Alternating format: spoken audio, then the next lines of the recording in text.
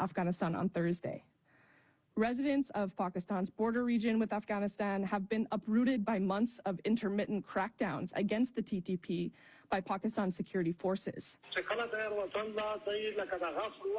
Sanaullah is from Data Kale in North Waziristan, a volatile region in northwest Pakistan where a recent campaign against the TTP took place. He says some people from his area were given 3 hours to evacuate last month as militants entered their area and Pakistan's security forces went after them. They left in a rush without being allowed to take any belongings with them, he says. They are now staying in a nearby village. They've been told by authorities that it's safe to return, but they're reluctant. They don't want to be displaced again. Sanaullah, like many others in the region, fear things might only get worse if tensions with Afghanistan escalate further. For NPR News, I'm Betsy Joles in Islamabad. And you're hearing her on NPR's Here and Now.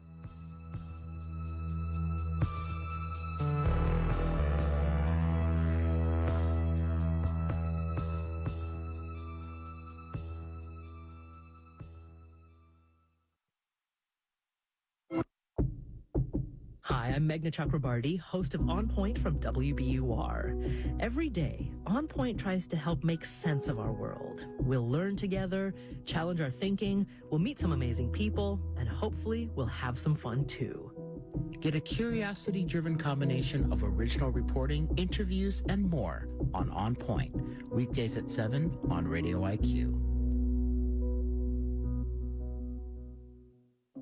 From laptops to learning apps, schools spend billions of dollars each year on education technology. But does it improve student learning? What does the use of these phones look like in classroom? What does wireless technology mean in school context? That research was conducted a decade and a half ago, and we are essentially having the exact same conversation. That's on the next On Point. Tune in for On Point, beginning at 7 on Radio IQ. Funding for Here and Now comes from the listeners of WBUR Boston and from MathWorks, creator of MATLAB and Simulink software for technical computing and model-based design. MathWorks, accelerating the pace of discovery in engineering and science. Learn more at mathworks.com. And City Space Productions, WBUR's creative studio for custom podcasts that tell a brand's story to ignite engagement, reach new audiences, or enhance customer connections. WBUR.org/creative studio.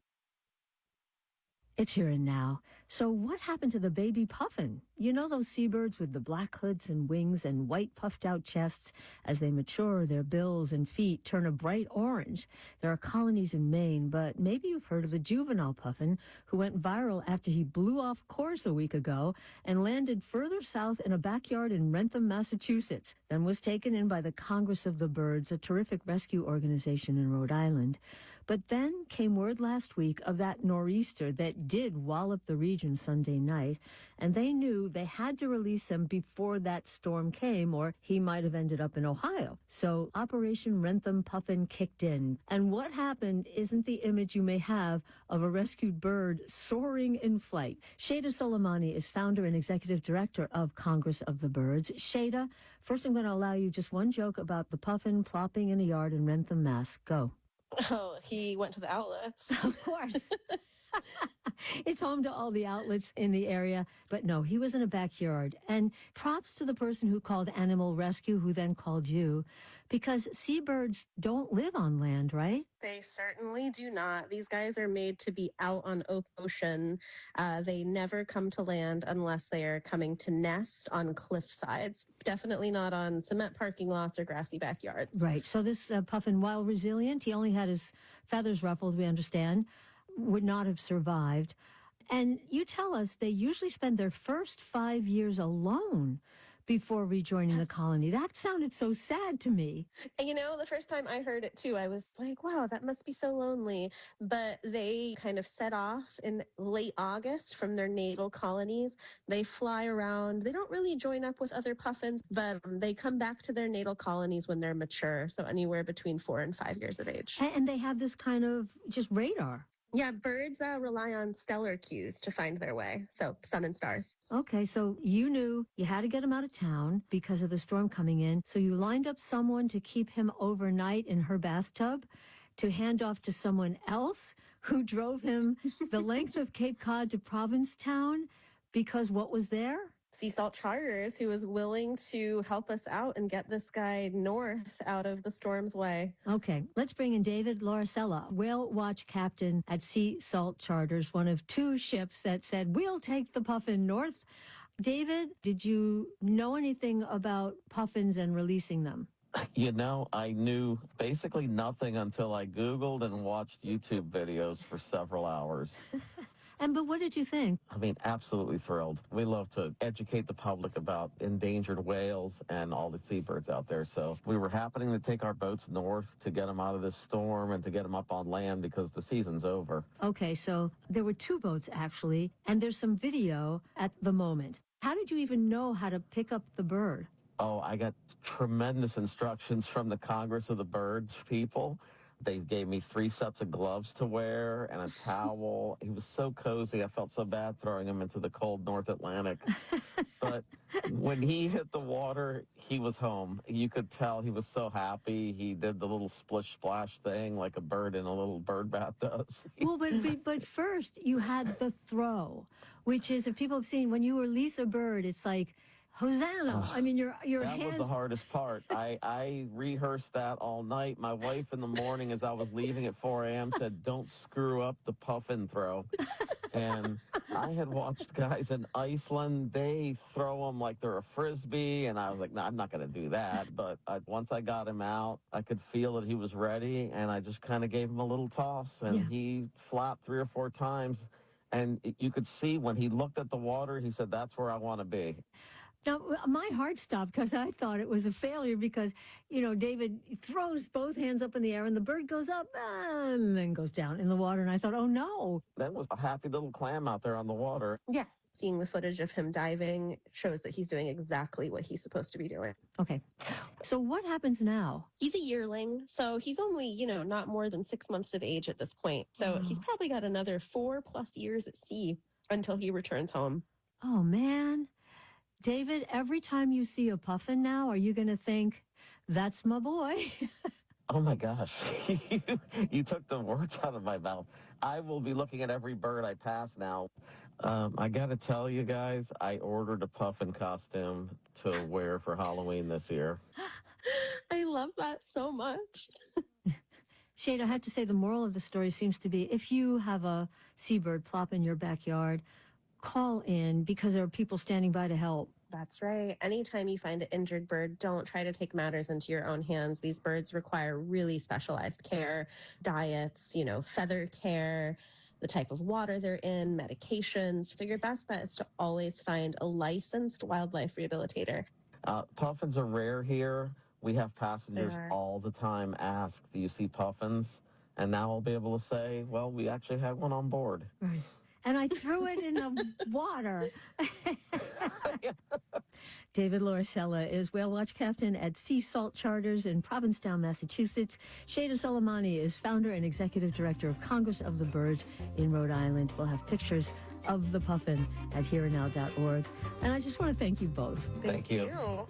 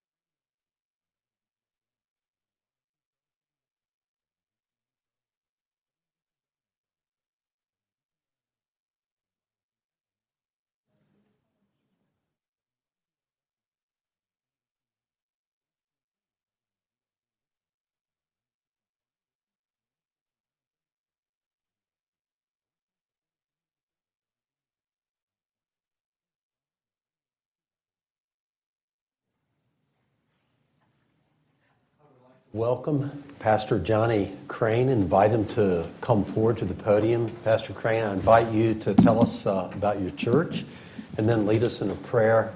When Pastor Crane is ready to lead us in prayer, invite all who desire to stand for the prayer and remain standing to join the board in reciting the Pledge of Allegiance.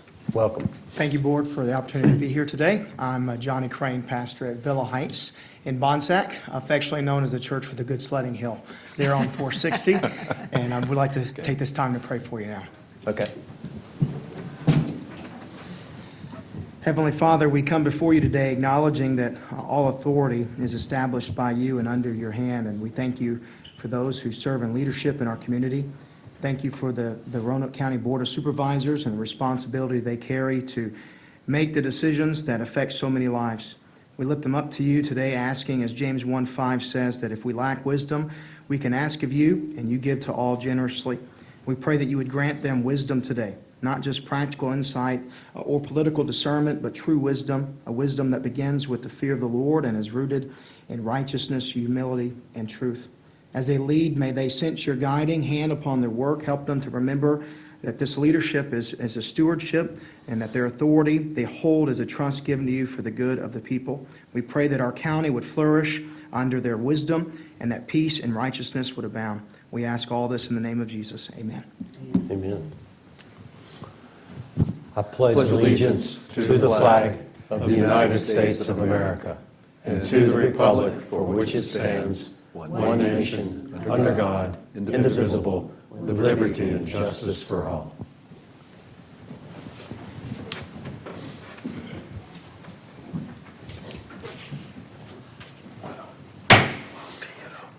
Good afternoon and welcome to our meeting for October 14th, 2025. Regular meetings are held on the second and fourth Tuesday at 2 p.m. Public hearings are held at 6 p.m. on the fourth Tuesday of each month. Deviations from the schedule will be announced. The meetings are broadcast live on RVTV Channel 3 and will be rebroadcast on Friday at 7 p.m. and on Sunday from 10 a.m. until 5 p.m. Board of Supervisors meetings can also be viewed online through Roanoke County's website at www.roanokecountyva.gov. Individuals who require assistance or special arrangements to participate in or attend the Board of Supervisors meeting should contact the clerk to the board at 540-772-2005 at least 48 hours in advance. A general reminder to please turn all cell phones off or place them on silence. We move to item A, opening ceremonies. Number 1, roll call. Will the clerk please call the roll? Mrs. Hooker. Here. Mr. North. Present. Mr. Mahoney. Here. Mrs. Shepherd. Here. Mr. Radford. Here. Move to item B, request to postpone, add to, or change the order of agenda items. Are there any requests from fellow board members? No, sir. Okay. Mr. Kaywood? No changes, sir. Mr. Lubick? No changes, sir. All right. Move to item C, proclamations, resolutions, recognitions, and awards. Item 1, proclamation declaring October 23 through the 31st, 2025 as Red Ribbon Week in the county of Roanoke. Adam Neal, Director, Roanoke Area Youth Substance Abuse Coalition, welcome. Come on forward and tell us. Hey, good afternoon. How are y'all today? Good. Good. I am with the Roanoke Area Youth Substance Abuse Coalition, and we're here to celebrate the 40th anniversary for Red Ribbon Week this year. So RASAC is right along there with 39 years, and we are celebrating another year of education and substance misuse education and partnerships with our schools, including Roanoke County schools. And we just, our theme this year is Life is a Puzzle, Solve It Drug-Free.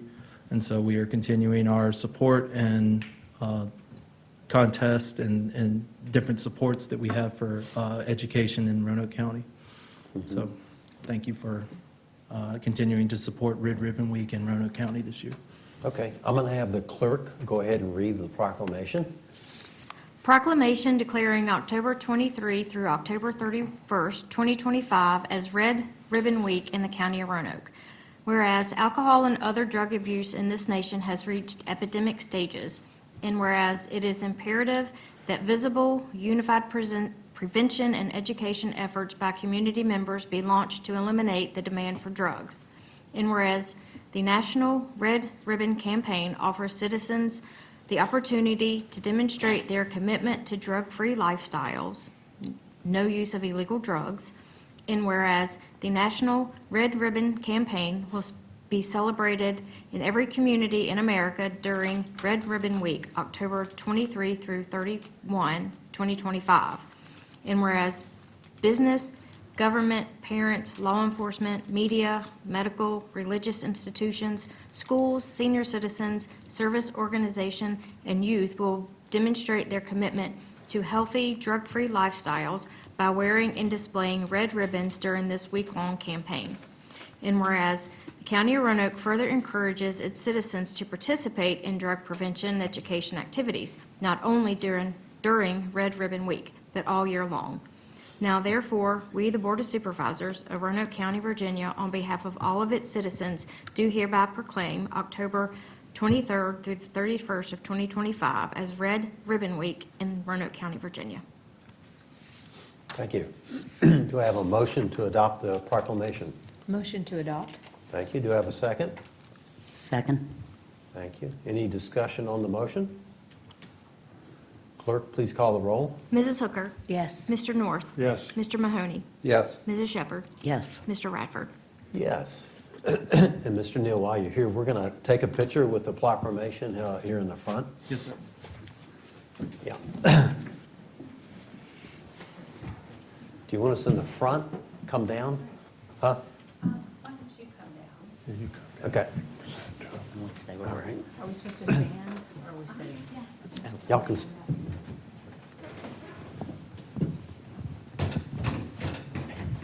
I'll help you hold it. It's heavy.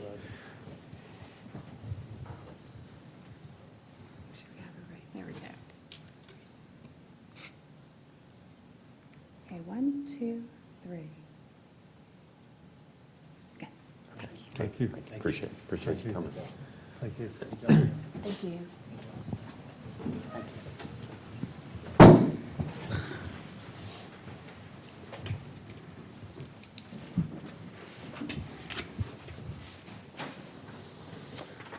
Okay, we move to item D, appointments.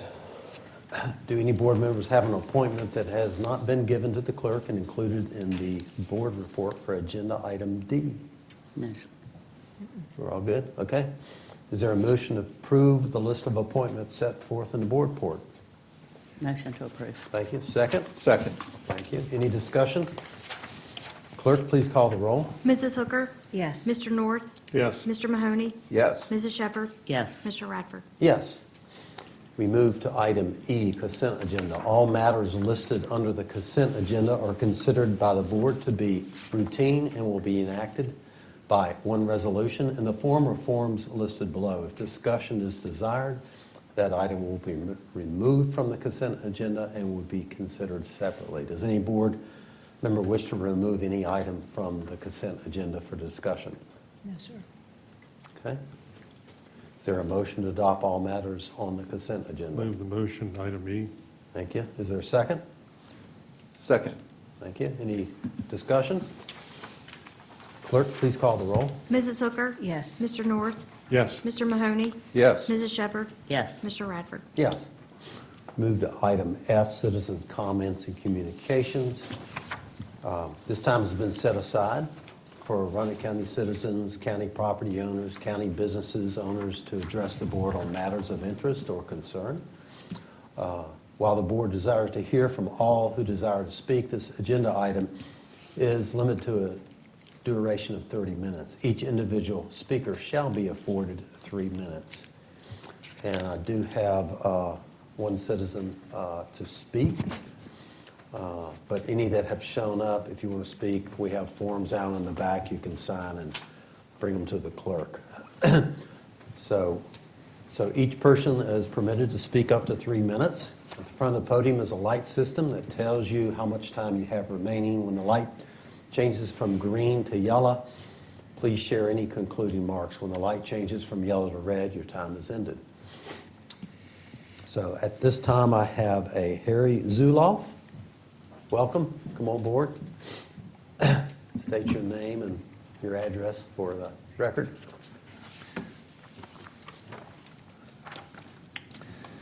Hello, my name is Harry Zuloff. I live at 4983 Loren Lane in the development that's called the Towns at Hidden Valley. You may know one of my neighbors, Elmer Hodge. I've been a resident of Roanoke County for 27 years, and I am a member of the Kiwanis Club of Roanoke. The Kiwanis Club of Roanoke is one of the largest and most active of the 15,000 worldwide Kiwanis clubs, with 145 members. 40% are county residents, 23% are female, and 10% are under the age of 40.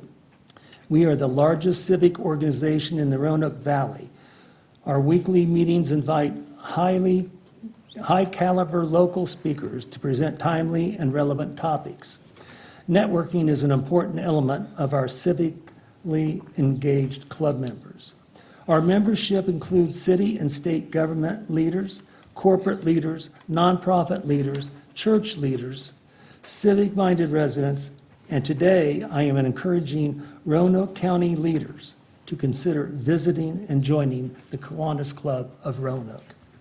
We meet on Wednesdays at 12:30 in Charter Hall on the 3rd floor of the Roanoke City Market Building. We have been serving the Roanoke community for over 100 years and would be delighted to have you join us.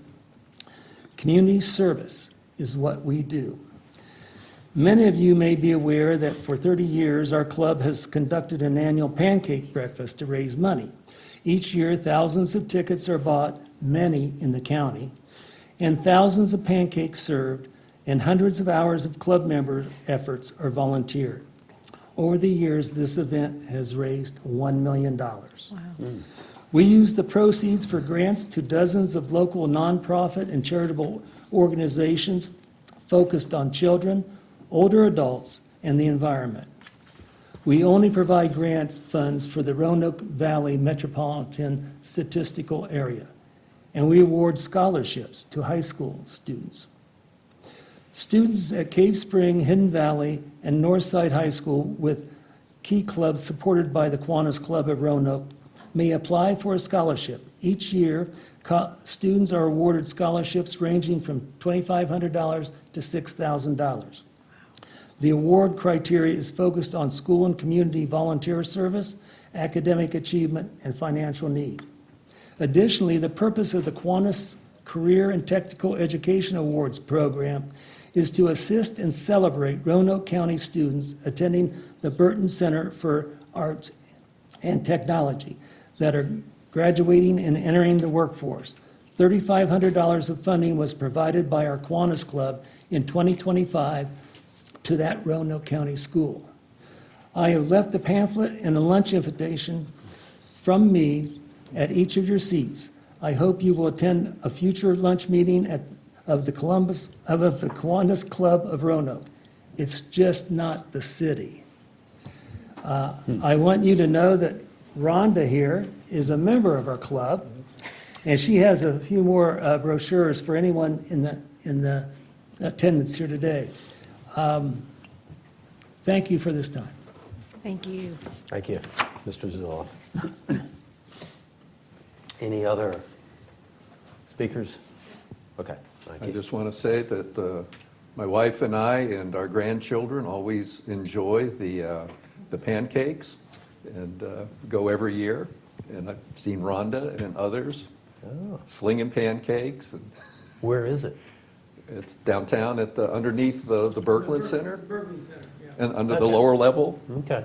Yeah, it's great. Okay. I don't have any tickets right now, but. That's okay. Just let me know and I'll buy a bunch from you. When's the date? It'll be late April, early May. I'm not sure we've figured that one out yet. Okay. I can just add too, Mr. Chairman, that I've had many students over the course of my teaching history that would win those scholarships. It's a very generous club. Oh, great. Well, thank you so much for coming today. So now we move to item G. Is there a motion to receive and file the reports that have been included with the agenda item? Motion. Thank you. Do I have a second? Second. Thank you. Any discussion? Clerk, please call the roll. Mrs. Hooker. Yes. Mr. North. Yes. Mr. Mahoney. Yes. Mrs. Shepherd. Yes. Mr. Radford. Yes. We move to item H, reports and inquiries of board members. Mr. North, you're first. Thank you, Mr. Chair. A total of 30 citizens and many county staff attended my Highlands Community Meeting on October 6th at the Green Ridge Recreation Center. Richard K. Wood, County Administrator, reviewed the county budget. Megan Baker, the economic development updates. George Assett, the Highlands Library plans. And Megan Cronice reviewed active transportation projects in the Highlands area.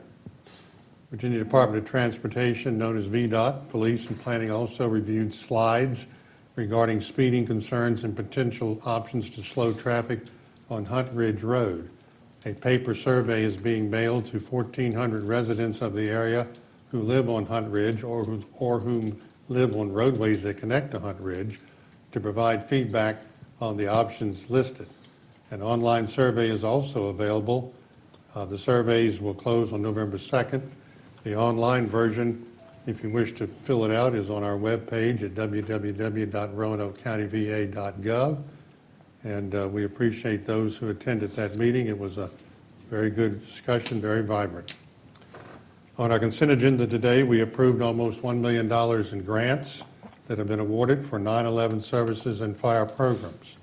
Congratulations to those whom filed these grants and their success. Lastly, Supervisors Mahoney, Hooker, and myself, along with staff, met with legislators over the last 4 weeks to go over our local topics on legislative agenda items related to effective tax rate definitions, as well as Children's Services Act, and I'll acquiesce to Supervisor Hooker, who will comment more on those items. Thank you, Mr. Chair. Okay. Ms. Hooker, you're on next. So I'll go straight to that. I know that there were several items that are on our agenda. We've got a really great card that we pass out to our legislators and anyone who's interested on the things that we really want to advocate for through the General Assembly. And CSA in particular is one that we have really worked hard on, and private day school in particular, just because the continuing expense is really unsustainable going forward. It is just increasing at an incredible rate in expense, and we want to take good care of our students, and yet this is something that we've really got to figure out going forward.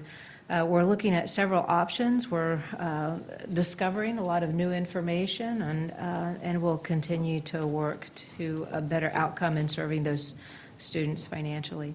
So moving on some of my issues, I think I told a story to some of my peers because I said I really didn't have much to say, and then I started looking at my calendar and I found several things I wanted to mention. So the first one is met with a group of Catawba women on October 2nd, and it was a delightful group visiting. A special shout out to Josh Fridley for all your help, and I think he was the star of the show with the one male in the room. We had a good time, and people really appreciated his what he does for us in constituent services, so thank you to Josh.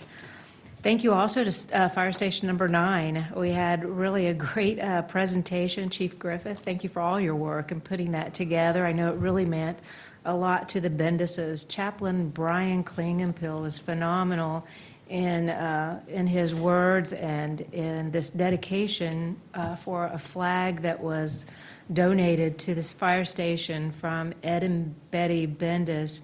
Their brother was a fallen veteran, and they received this really big flag and thought that the fire station would be an appropriate place to display it. And so appreciate all you did, Chief. Thank you. And then the fourth thing was, our administration does a great job thanking the departments by cooking those lunches. The hamburgers and hot dogs, I think, go a long way in expressing thanks to our employees. And I had the privilege of going and helping to serve last Thursday, and it was a fun time had by all. Thank you, Mr. Chairman. Okay. Mr. Mahoney. Several things, Mr. Chairman. As board knows, I also serve on the VACORP, the Virginia Corporation Board of Directors, and that is the self-insurance program that the county is part of. That provides self-insurance and also legal representation for our workers' comp cases, our liability cases, property damage cases. And VACORP is in very good shape.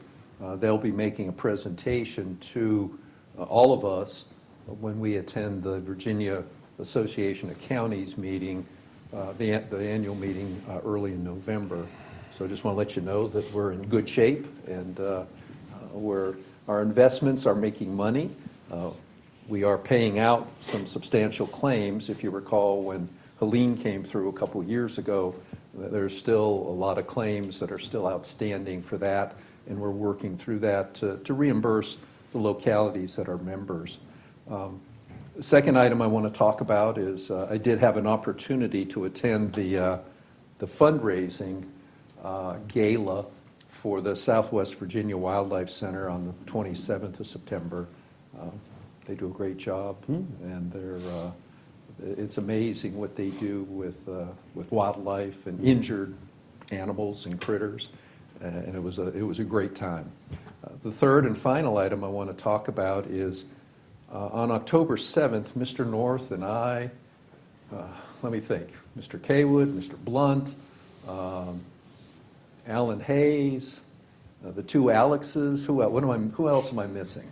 We had a fairly large delegation of county staff attending a presentation at the Hotel Roanoke Conference Center, put on by Virginia Blue Ridge. VBR is an important arm of a regional economic development initiative for our area.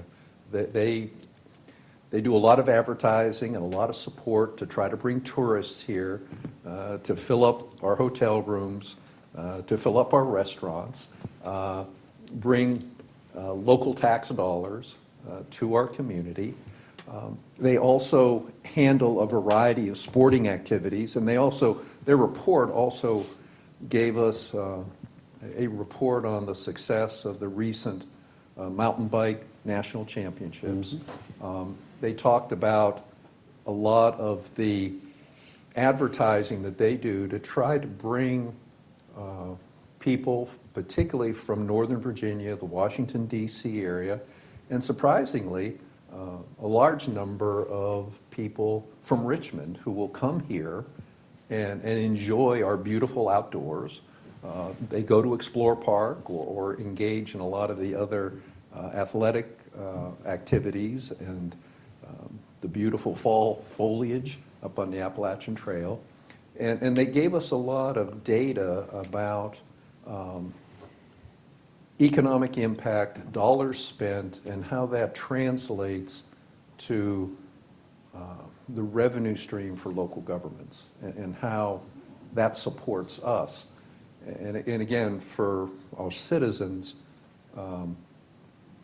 Roanoke County imposes a transient occupancy tax. So if you go to a hotel or motel in Roanoke County, a portion of that tax by state law goes back to support Virginia Blue Ridge. And so this is a regional approach that many of the local governments in our region utilize, and we funnel dollars to Virginia Blue Ridge so they in turn can advertise both in print and social media, advertise our region and try to encourage people to come here. And I think it's more than just bringing tourists here. I think it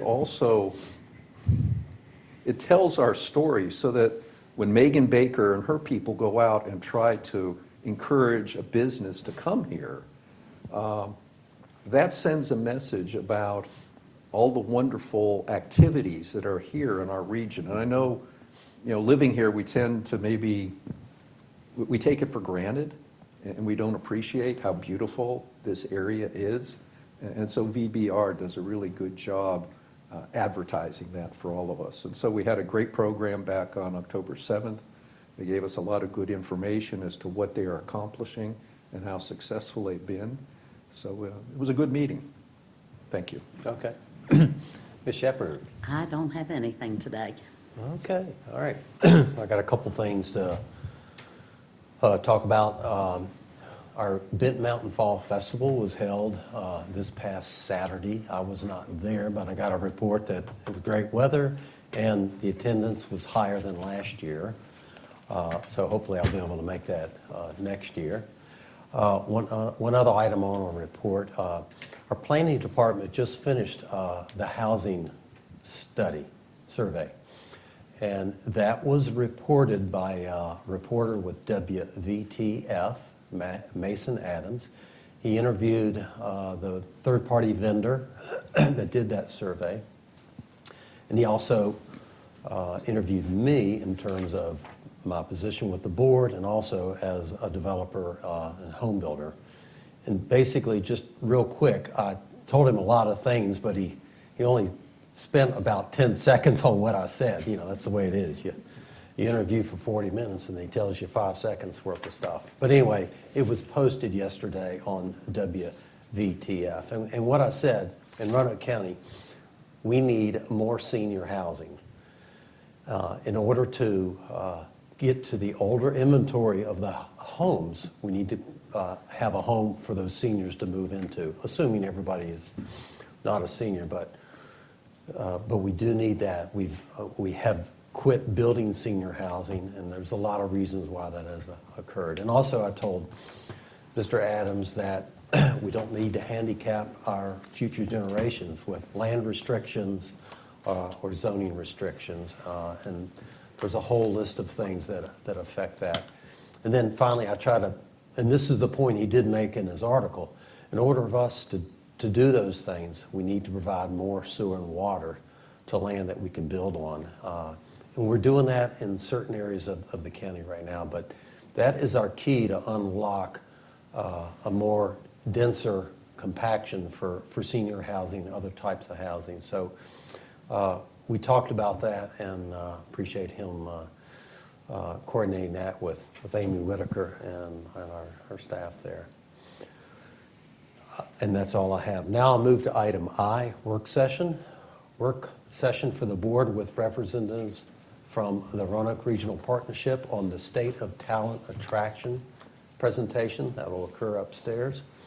Momentarily, the board will recess to the fourth floor for the work session. However, before doing so, I'd like to move that the board go into a closed session upon the completion of the work session, which is item J, closed meeting, and pursuant to the Code of Virginia as follows.